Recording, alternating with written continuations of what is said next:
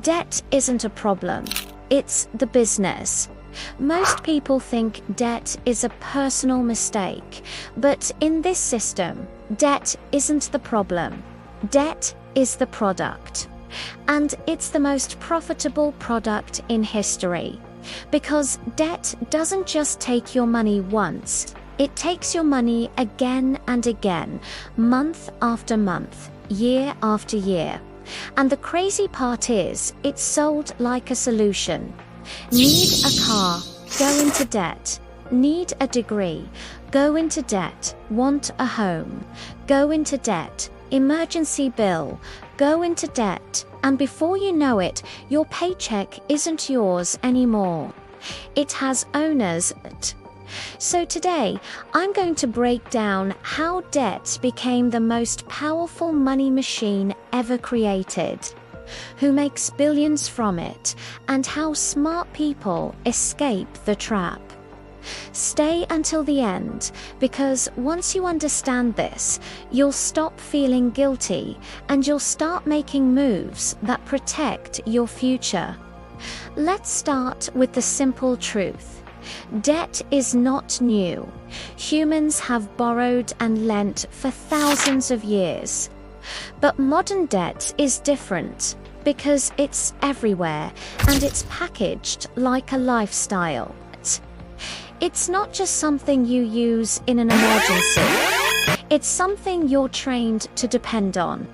And when dependence becomes normal, profit becomes predictable. The first reason debt became so profitable is interest. Interest is the system's favorite feature, because when you borrow, you pay back more than you took. That more is profit. And it's not small. Credit card interest can be brutal. Payday loan interest can be insane. Even normal loans quietly drain your future income. That's why lenders love borrowers who only pay the minimum, because minimum payments mean maximum profit. You stay trapped longer, and the system gets paid longer. Paying the minimum is basically the financial version of "this will hurt less today, but you'll pay for it later." Now, the second reason debt became so profitable, it can be sold to almost everyone. Rich people borrow to invest. Middle-class people borrow to survive. Poor people borrow to breathe. That means debt doesn't have one customer type. It has a whole country. And that makes it bigger than almost any product on earth. Think about it. Most products have limits, but debt has no limit because you can always create more loans. And that brings us to the third reason. Debt is scalable. A company selling shoes has to manufacture shoes. A restaurant has to cook food, but lenders can create debt contracts quickly using paperwork, algorithms, and credit scores. And once the system became digital, lending became faster than ever. Apply, approve, borrow, repeat. Some people can go into debt in 5 minutes on a phone while eating lunch. That's not an accident. That's design. Now let's talk about the fourth reason. Debt is backed by pressure. When you borrow, you don't just owe money. You owe a schedule. You owe deadlines. You owe penalties. You owe fees. And if you miss payments, you get punished. Late fees, higher interest, collections damage to your credit. So debt is one of the few products where the customer gets scared into paying. That fear makes the product even more profitable because people will cut food, cut sleep, cut peace just to avoid falling behind. And that's how debt turns into control. Now, here's the next level. Debt makes money before you even pay it off. This is where it gets wild. When banks give loans, they can bundle those loans, sell them, trade them, and profit from them like assets. So even your personal debt can become a product sold in the financial world. The system doesn't just earn from your interest. It earns from packaging your debt into something bigger. And most people never see it because it happens behind the scenes. If debt is so profitable, why do banks and lenders want more people to borrow? Because debt is predictable income. If you have 1 million people paying interest every month, that's a machine. It's stable. It's reliable. It's a money river flowing upward. And once a business has predictable income, it can grow forever. That's why lenders compete so hard to get you into debt early, because the earlier you borrow, the longer they can profit from you.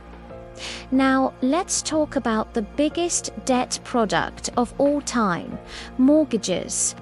A mortgage is usually the largest debt most people will ever take, and it's sold as the adult thing to do. Buy a home, build equity, and yes, a mortgage can be smart if it fits your budget and the payment is manageable. But the truth is, mortgages are also huge profit streams for banks. A 30-year loan means 30 years of payments, and a big chunk of those early payments are mostly interest. That's why the system loves long-term debt, because long-term debt is long-term profit. Now we have student loans. This one is brutal because it's tied to hope. People borrow because they believe education will save them, and sometimes it does. But many people graduate with debt so heavy it delays everything. Marriage, kids, investing, buying a home, starting a business, and the system still gets paid. Whether you win or struggle, the payment is due. That's why student debt became one of the most powerful engines in modern life. It targets young people at the exact moment they don't understand money yet. It's like selling a teenager a lifetime contract and calling it an opportunity. Next, credit cards. Credit cards are one of the most genius debt products ever created because they feel like money, but they're not money. They're borrowing.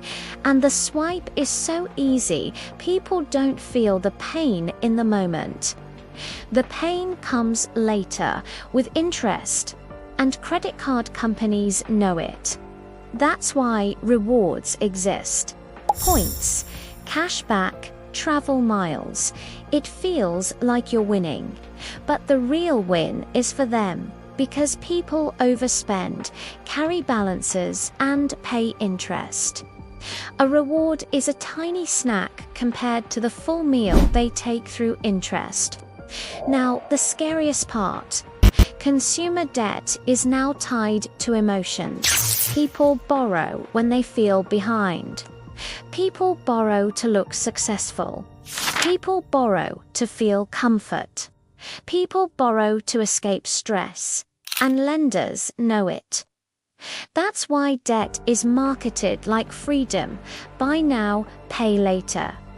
But buying now and paying later is not freedom. It's renting your future. Here's the truth most people don't want to hear. Debt can be useful, but only when it's controlled. The problem is, most people don't control it. They get controlled by it. They become employees of their own payments. They wake up working for a bank before they work for themselves. And once your payments get too big, you can't take risks. You can't quit a bad job.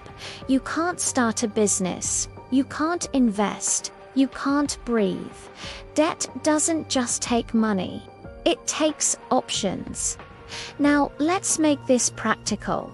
How do smart people escape? Step 1.